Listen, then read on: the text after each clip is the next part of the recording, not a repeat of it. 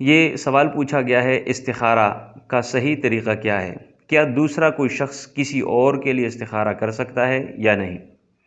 استخارہ کا لفظی معنی ہے خیر مانگنا یا خیر طلب کرنا۔ مشورہ کے معنی میں بھی یہ استعمال ہوتا ہے۔ اس کا مطلب یہ ہوتا ہے کہ آپ اللہ تعالیٰ سے خیر طلب کرتے ہیں، اور یہ جو دعا شریعت نے ہمیں بتائی ہوئی ہے، تو اس دعا کے اگر معانی کو سمجھا جائے، اس کے مفہوم کو سمجھا جائے تو بالکل واضح ہے کہ یہ جو ہمارے اس وقت معاشرے میں خود ساختہ بہت ساری باتیں ایڈ کی گئی ہیں استخارے کے حوالے سے بالکل غلط ہے۔ مثال کے طور پہ بہت سارے لوگ ہم دیکھتے ہیں ٹیلی ویژن کے اوپر بیٹھے ہیں، استخارہ کروائیے، بالکل غلط طریقہ ہے، شریعت کا یہ طریقہ نہیں ہے۔ شریعت نے ہمیں یہ نہیں بتایا کہ بھئی کسی سے استخارہ کروانا ہے۔ اسی طریقے سے ایک اور ہمارے معاشرے میں ایک بات بڑی مشہور ہے کہ بھئی استخارہ کر لینے کے بعد سونا ہوگا، آپ کو خواب آئے گا، آپ نے اگر اچھی چیز دیکھ لی تو اس کا مطلب ہے کہ یہ کام کر دیں، اگر بری چیز دیکھ لی، آپ کو ناپسند تھی وہ چیز، تو اس کا مطلب ہے کہ وہ کام نہ کریں۔ یہ بھی اپنی طرف سے ایڈیٹنگ ہے دین اور شریعت کے اندر۔ اچھا، اسی طریقے سے مطلب ہے کہ استخارے کے بعد استخارے کی نماز ہم اس وقت کرتے ہیں جب ہم ڈبل مائنڈڈ ہوتے ہیں، یعنی یہ کام کروں یا نہ کروں تب ہم وہ کام کرتے استخارہ کرتے ہیں، جبکہ ایسے نہیں ہے۔ آئیے ذرا صحیح طریقہ سیکھتے ہیں اللہ کے نبی علیہ الصلوۃ سے۔ سنن ابو داؤد وغیرہ میں یہ روایت موجود ہے، اللہ کے نبی علیہ الصلوۃ نے فرمایا، جب تم میں سے کوئی شخص کسی کام کا ارادہ کر لے، اس کا مطلب ہے کہ ڈبل مائنڈڈ نہیں ہے، بلکہ اس نے ایک رستہ اپنے لیے منتخب کر لیا کہ اب میں نے یہ کام کرنا ہے۔ جب تم میں سے کوئی شخص ایک کام کا ارادہ کر لے تو شروع کرنے سے پہلے وہ 2 رکعت نماز ادا کرے، اور 2 رکعت نماز پڑھ لینے کے بعد پھر وہ استخارے کی دعا پڑھ لے۔ استخارے کی دعا پڑھ لینے کے بعد اللہ کا نام لے کے وہ کام شروع کر دے۔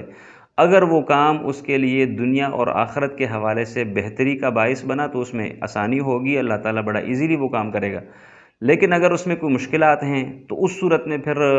رستے میں رکاوٹیں آئیں گی، وہ کام نہیں ہوگا، تو اس کا مطلب ہے کہ وہ کام آپ کا نہیں ہو رہا، تو آپ مطمئن ہوں گے کہ اس کام کے نہ ہونے میں میرے لیے بہتری ہے، میرے لیے خیر ہے۔ میں مختصراً استخارے کا جو اس کی دعا ہے اس کا ترجمہ پڑھ کے میں سنا دیتا ہوں، اسے خود آپ کو پتہ چلے گا۔ اللہم، اے اللہ، انی بے شک میں استخیرک تجھ سے خیر طلب کرتا ہوں، بعلمک تیرے علم کی وجہ سے، واستقدرک بقدرتک، اور یا اللہ تجھ سے تیری قدرت طلب کرتا ہوں، تیری طاقت، تیری مدد طلب کرتا ہوں تیری قدرت کی وجہ سے، کیونکہ تو قادر ہے۔ فإنک تعلم ولا اعلم، کیونکہ تو جانتا ہے میں نہیں جانتا، وتقدر ولا اقدر، تو قادر ہے میں قادر نہیں، وانت علام الغیوب، اور یا اللہ تو غیب کو جاننے والا ہے، فیوچر کے حالات تیرے سامنے ہیں، مجھے نہیں پتہ۔ اللہم، اے اللہ، ان کنت تعلم، اگر تیرے علم کے مطابق یہ ان ھذا الامر، جس کام کا میں نے ارادہ کیا ہوا ہے، خیر لی، یہ جو میں نے ارادہ کیا ہوا ہے یہ کام میرے لیے بہتر ہے، فی دینی و معاشی، میرے دین کے اعتبار سے بھی اور میری معیشت کے اعتبار سے بھی، اور میرے لیے اس میں بھلائی ہے، میرے لیے خیر ہے، فقدرہ لی، یا اللہ یہ میری مقدر میں کر دے، ویسرہ لی، یا اللہ میرے لیے کام آسان کر دے، ثم بارک لی فیہ، اور یا اللہ پھر میرے لیے اس میں برکت ڈال دے، وَإِن كُنْتَ تَعْلَمُ، اور یا اللہ اگر تو جانتا ہے، ان ھذا الامر شر لی، یہ جس کام کا میں نے ارادہ کیا ہوا ہے، جو میں کرنے جا رہا ہوں، یہ کام میرے لیے شر ہے،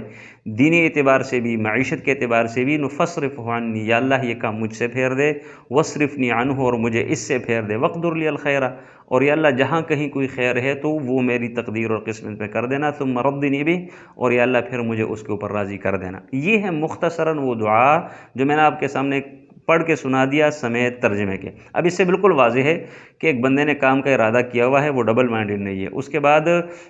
نہ سونے کی ضرورت ہے، نہ کوئی خواب آنے کی ضرورت ہے، نہ کوئی کسی سے استخارہ کروانے کی، بندہ خود نماز